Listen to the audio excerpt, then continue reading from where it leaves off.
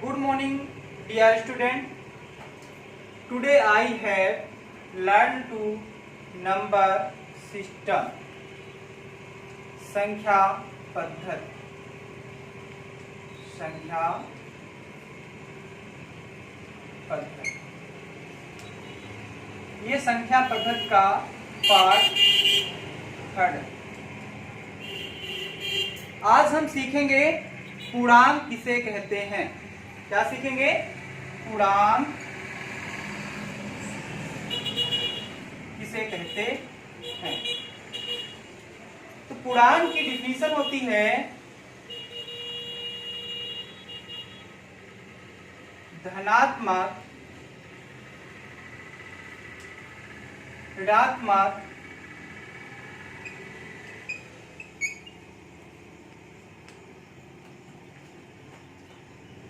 और जीरो से मिलकर बनी संख्या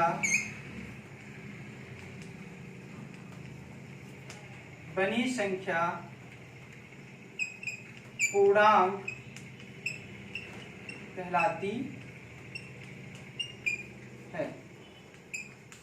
ऐसी संख्या जो धनात्मक, ऋणात्मक और जीरो से मिलकर बनती है उसे हम पूर्णांक संख्या कहते हैं। पूर्णांक संख्या तीन प्रकार की होती हैं। पूर्णांक संख्या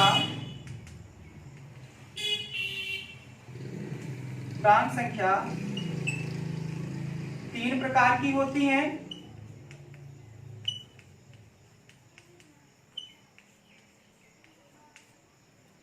पहला है धनात्मक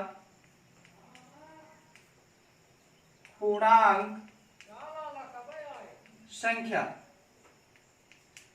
और दूसरा होता है ऋणात्मक पूर्णांक संख्या और लास्ट होता है तीसरा नंबर, थर्ड नंबर, उदासीन पूर्णांक संख्या।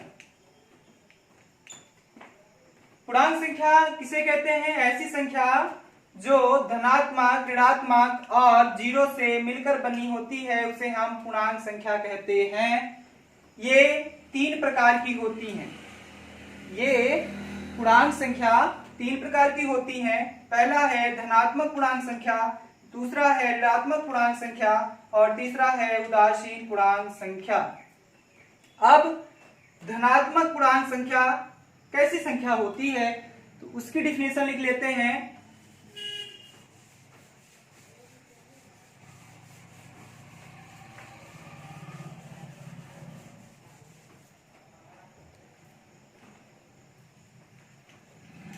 धनात्मक पूर्णांक संख्या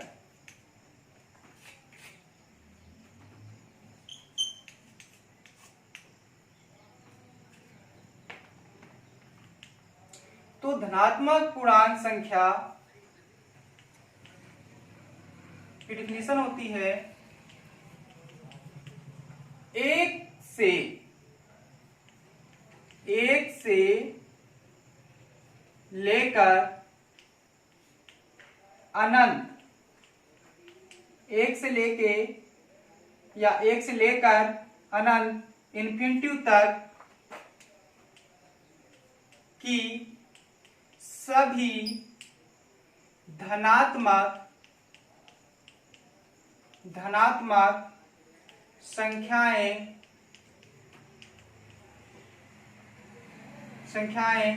धनात्मक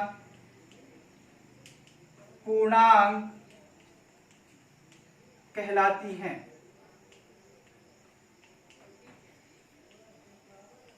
एक से लेकर के अनंत तक की सभी धनात्मक संख्याएं धनात्मक पूर्णांक कहलाती हैं। ये फर्स्ट नंबर था। सेकेंड नंबर है ऋणात्मक पूर्णांक संख्या। तो ऋणात्मक पूर्णांक संख्या किसे कहते हैं? तो एक से लेकर अनंत तक इन्फिनिटी तक की सभी ऋणात्मक संख्याएं ऋणात्मक पूर्णांक कहलाती हैं।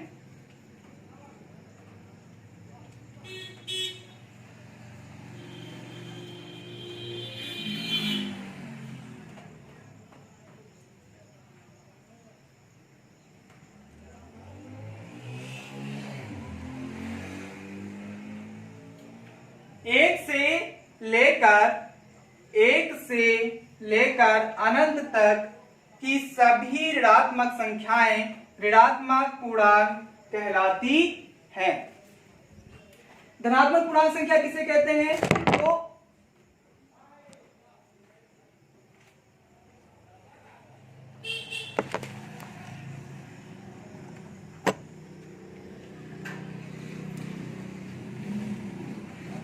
धनात्मक पूर्णांक संख्या किसे कहते हैं? धनात्मक पूर्णांक संख्या एक से लेकर अनंत तक इन्फिनिटी तक की सभी धनात्मक संख्याएं धनात्मक पूर्णांक कहलाती है।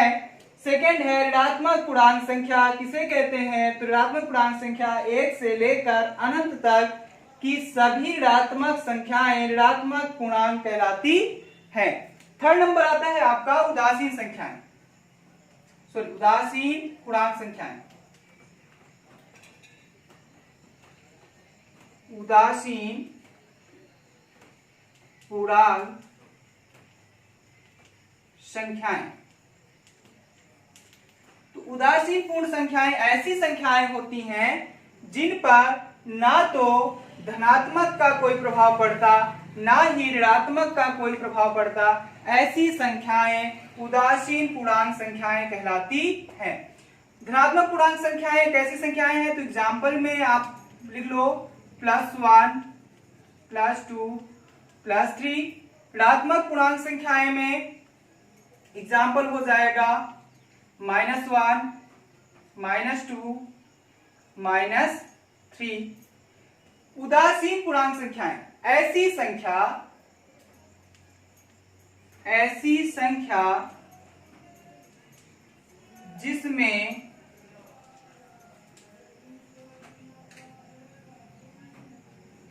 जिसमें धनात्मक व ऋणात्मक का कोई प्रभाव नहीं पड़ता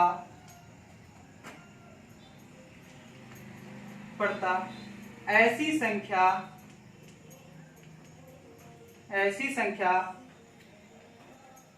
उदासीन पूर्णांक कहलाती है। एग्जाम्पल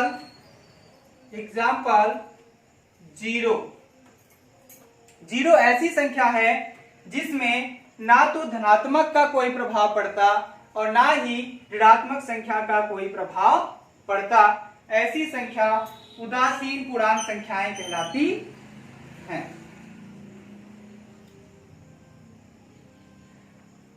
अब आज के कुछ क्वेश्चन सॉल्व कर देते हैं जिससे आज का आपका होमवर्क हो जाए। तो हमने सीखा था इसके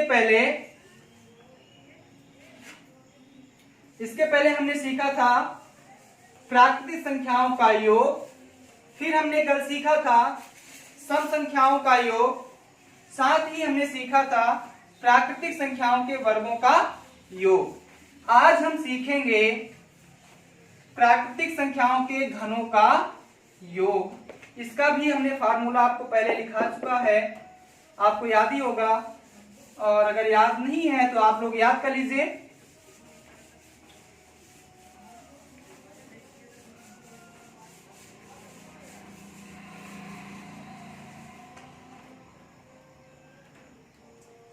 तो आज हम सीखेंगे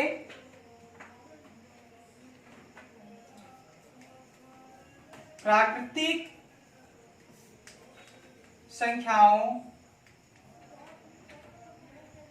प्राकृतिक संख्या के घनों का योग। हमारा एग्जाम्पल है, एग्जाम्पल क्वेश्चन नंबर फर्स्ट है कि 1 से 25 तक की प्राकृतिक संख्याओं का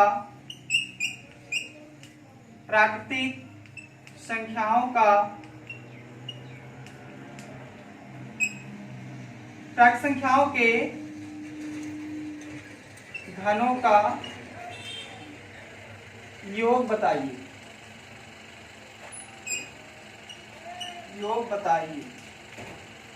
तो इसको हम हल करेंगे, सॉल्व करेंगे जब, तो सबसे पहले हम देखेंगे यहाँ पे कितने नंबर हैं। तो नंबर 1 और 25, क्योंकि प्राकृतिक संख्या की सबसे छोटी संख्या जो होती है 1 से छोटी कोई संख्या नहीं है प्राकृतिक संख्या में। तो 1 जो है तो आपका छोटा नंबर है। 25 यहाँ पे 2 नंबर है बट सबसे छोटा 1 है, तो 1 नहीं लिया जाएगा क्योंकि 1 का क्यूब 1 ही आएगा। और 25, तो पहला नंबर आपका हो जाएगा यहाँ पे 25। फार्मूला होता है कि n into n plus 1 upon 2 का होल स्क्वायर। फार्मूला होता है n प्लस 1 अपान 2 का होल स्क्वायर। अब यहां से हम n की जगह पे मान रखेंगे n का, तो 25 इंटू 25 प्लस 1 अपान 2 का होल स्क्वायर। 25 में प्लस 1 ऐड हो जाएगा, तो 25 मल्टीप्लाई 26 अपान 2 का होल स्क्वायर।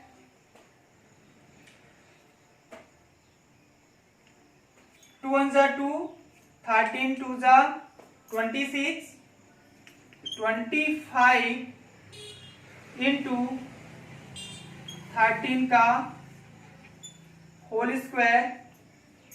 अब यहां से हम 25 और 13 का मल्टीप्लाई भी कर सकते हैं और 13 का स्क्वायर निकाल लें या 25 का भी स्क्वायर निकाल सकते हैं। दोनों का कर सकते हैं, दोनों तरह से कर सकते हैं। या फिर हम 13 और 25 का मल्टीप्लाई कर लें, जो आएगा उसमें उसका वर्ग कर देंगे, या फिर 13 का भी स्क्वायर करके और 25 का स्क्वायर करके दोनों का जो मान आएगा उसमें आपस में मल्टीप्लाई कर लेंगे, जो इजी लगे आपको। हम कर लेते हैं 25 में 13 का मल्टीप्लाई, तो 25 मल्टीप्लाई 13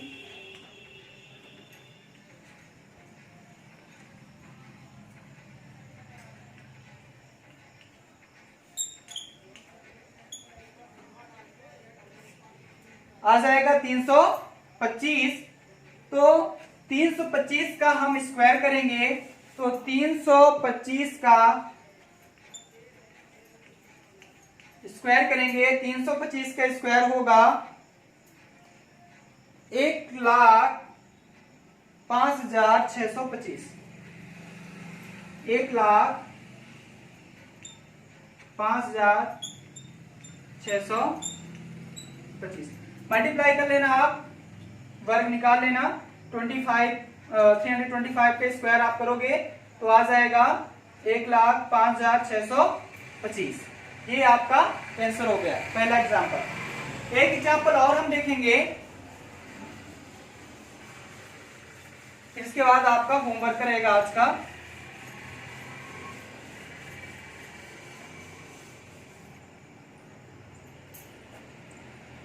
सेकेंड एग्जाम्पल है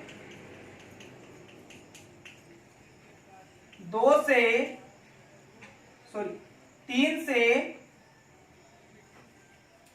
30 तक की सभी प्राकृतिक संख्याओं के घनों का योग ज्ञात कीजिए। तो 3 से 30 तक की सभी प्राकृतिक संख्याओं के घनों का योग ज्ञात कीजिए। तो यहां पे देखो 3 और 30 दो संख्याएं हैं और 3 के पहले भी एक प्राकृतिक संख्या है, वो है 2। तो इसके पहले जो हमने क्वेश्चन सॉल्व किया था तो उसमें 1 था, 1 के पहले कोई प्राकृतिक संख्या नहीं होती है, तो वहां पे हमने एक ही का मान रखा था, केवल आपका 25। पर यहाँ पे 3 के पहले एक संख्या है प्राकृतिक संख्या, वो है 2। तो यहाँ पे हमारी दो संख्याएं हो जाएंगी, तो 2 n हो जाएंगे हम मानेंगे। तो जब हम हल करेंगे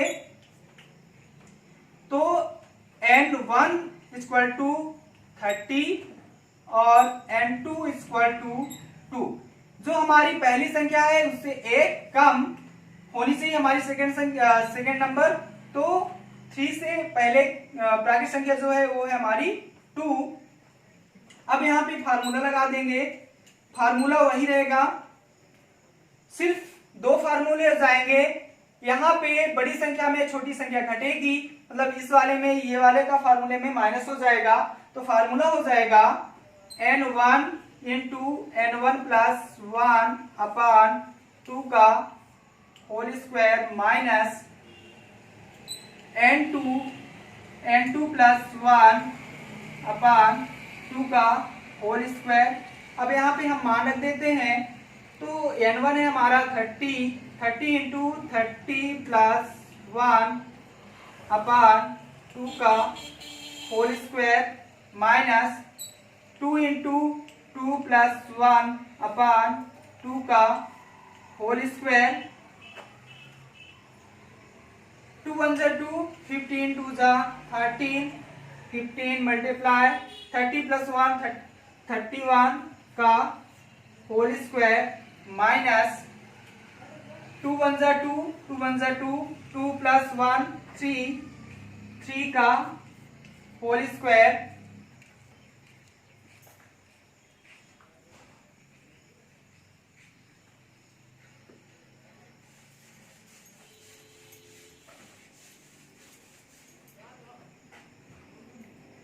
हमारा मान आया था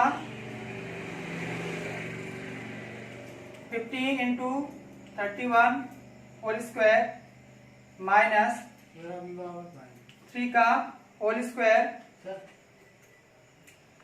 31 मल्टीप्लाई 15 का अगर मल्टीप्लाई करते हैं तो हो जाएगा अपना 465 का होल स्क्वायर माइनस 3 का वर्ग कर लेते हैं, 3 का वर्ग हो जाएगा 9।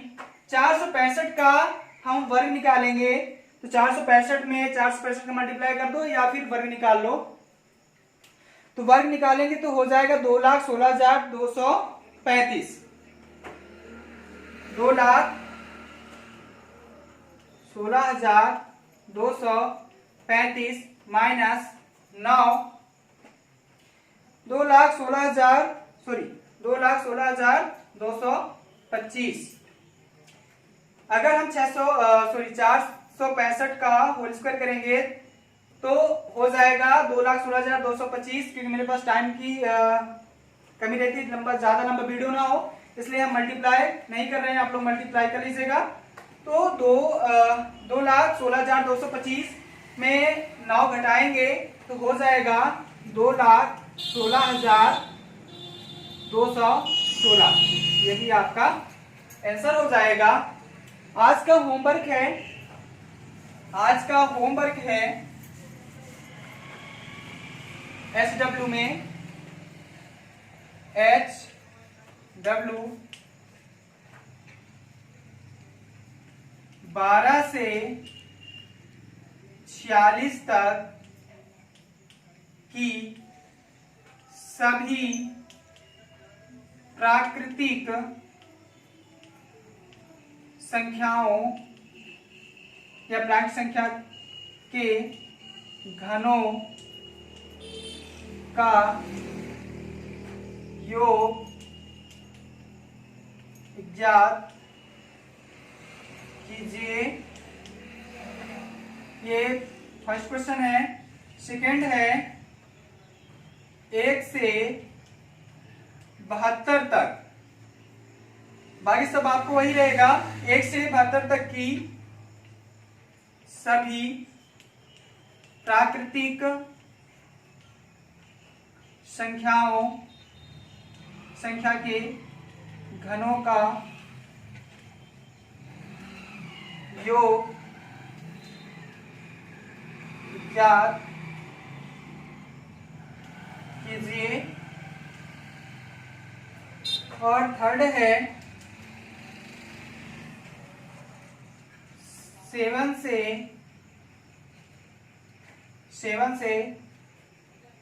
49 तक की सभी प्राकृतिक संख्याओं